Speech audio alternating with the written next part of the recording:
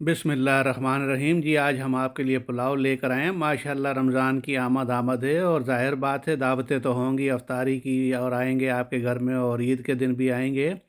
तो इस तरह आप पुलाव बनाएं, देखें माशाल्लाह एक एक दाना खिला हुआ और कितना बेहतरीन। आप अफ्तारी में बनाएं ऐसे या ईद पर बनाएं, लेकिन ये रेसिपी मैं आपके साथ शेयर कर रहा हूँ। तो अल्लाह पाक की आप कौन कौन सी नेमतों को झुटलाएंगे जी। अल्लाह पाक ने देखें कैसी कैसी नेमतें हमारे लिए रखी हैं। तो चलिए जी अल्लाह का नाम लेकर शुरू करते हैं। तो माशाल्लाह ये देखें हमने लिया है तकरीबन मटन लेग है ये 2.5 किलो की एक ही लेम थी, बस इसके हमने छोटे पीस करवा लिए हैं। तो आप भी इस तरह से छोटे पीस करवा लें इसके बस, और इसको आपने डाल देना है सीधा डायरेक्ट पतीले में। और इसको इतना पानी डाल दें कि ये पानी के अंदर जो है गोश्त डूब जाए। तकरीबन जो है तो 12 कप तकरीबन डल जाएगा इसमें, 12-13 कप डल जाएगा पानी। तो उसमें आपका ये गोश्त इस तरीके से हो जाएगा फर्स्ट क्लास। तो बस गोश्त हमने डाल दिया। अभी हम इसमें कुछ थोड़े से जो है साबुत गरम मसाले डालेंगे। साल्ट हमने इसमें डाल देना है, 2 टेबल स्पून नमक डाल देना है हमने। और नमक के साथ हमने ये साबुत मसाले डाल दिए हैं, बड़ी इलायची, दालचीनी, जावित्री, लौंग, काली मिर्च और बादियान के 4-5 फूल। तो ये आप इसमें डाल दें सब। इससे माशाल्लाह बहुत अच्छा जो है खूबसूरत टेस्ट निकलेगा, बहुत टेस्टी होगा। और जिंजर गार्लिक पेस्ट भी हमने इसमें डाल देने हैं, 2 टेबल स्पून।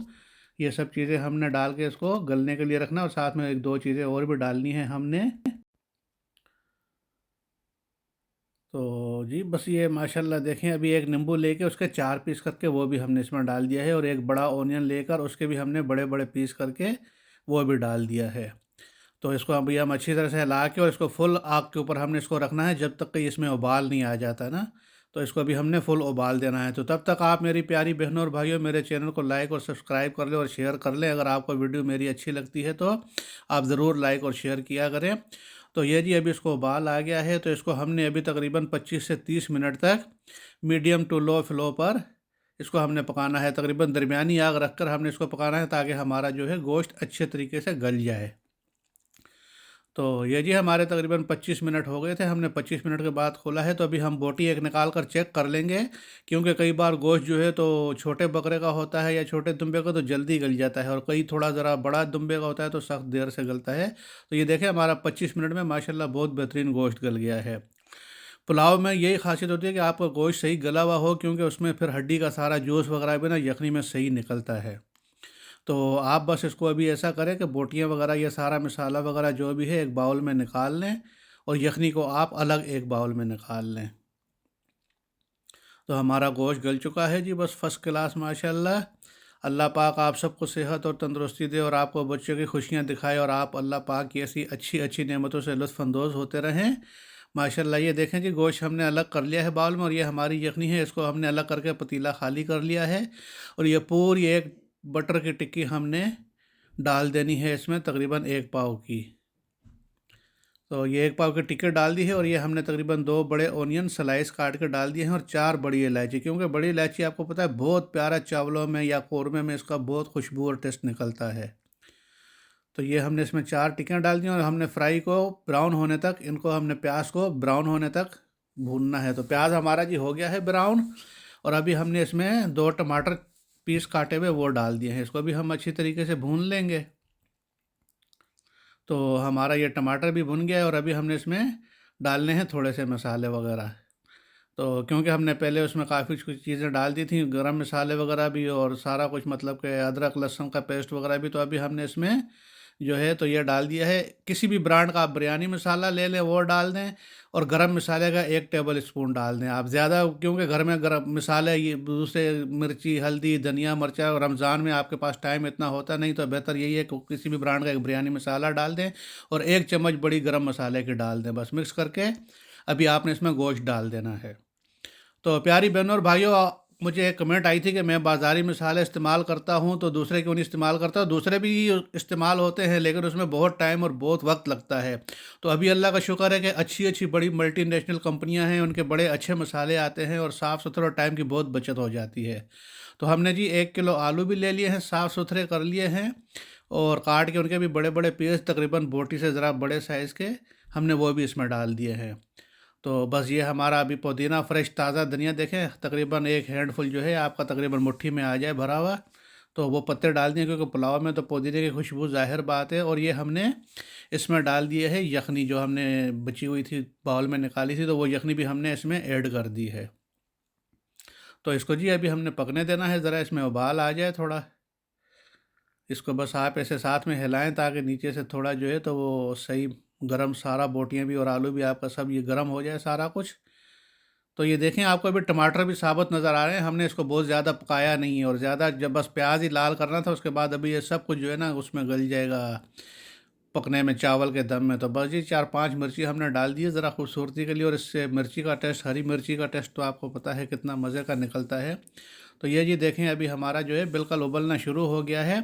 और इसको हमने अभी हल्की आग पर, तकरीबन मीडियम आग पर 8-10 मिनट पकाना है इसको जो है, ताकि थोड़ा आलू भी गल जाए हमारे। और गोश्त की जो बोटियाँ हमने उसमें उबाली थी, तो उसमें मसाले का सारा जायका और खुशबू सब बोटियों में चला जाए। कई लोग करते हैं कि एकदम ही बस उबाल आया और चावल डाल दिया, तो उसमें ये है कि वो फिर बोटी फीकी फीकी जैसी रहती है और वो मज़ा नहीं आता। तो ये जी हमें, हमारे 6 कप चावल थे, तकरीबन 1.5 किलो चावल थे, इनको हमने भिगो के रख दिया था। तो इनको बस आप, बासमती चावल हैं बेहतरीन अच्छे लंबे वाले, तो इनको आप तकरीबन 15-20 मिनट या आधा घंटे तक भिगो के रख दिया करें। तो 6 कप थे और 12 कप हमारे यखनी का पानी था, उसमें चावल वगैरह का भी निकला था और ये चावलों ने भी पी लिया है पानी। तो ये माशा पानी हमारा इसमें इनफ है अभी, क्योंकि चावल के ऊपर पानी आ चुका है। तो बस अभी हमने इसको हल्की आग पर रखना है और साथ में थोड़ी देर बाद हिलाना है, क्योंकि चावल एकदम नीचे से ना लग जाते हैं। तो वो लग जाएँ एक बार ना कच्चे चावल, तो फिर आपका सारा पुलाव और सब, यखनी पुलाव हो गया या बिरयानी या कोई भी हो, फिर उसका सारा मज़ा ख़राब हो जाता है।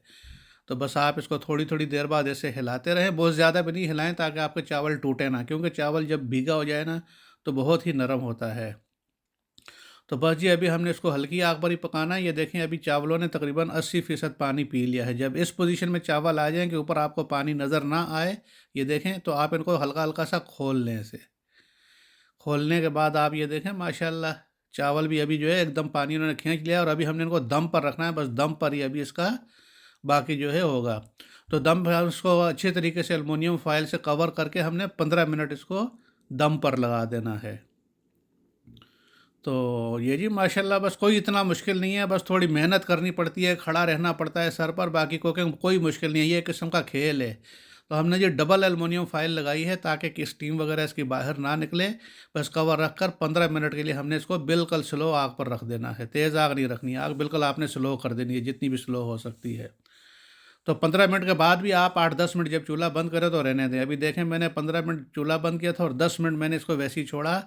और फिर अभी मैं इसको हटाया, कवर हटाया, और अभी इसको बस आप पुलाव को ऐसे आराम आराम से खोल लें अच्छी तरीके से, बस खोल कर ये देखें माशाल्लाह।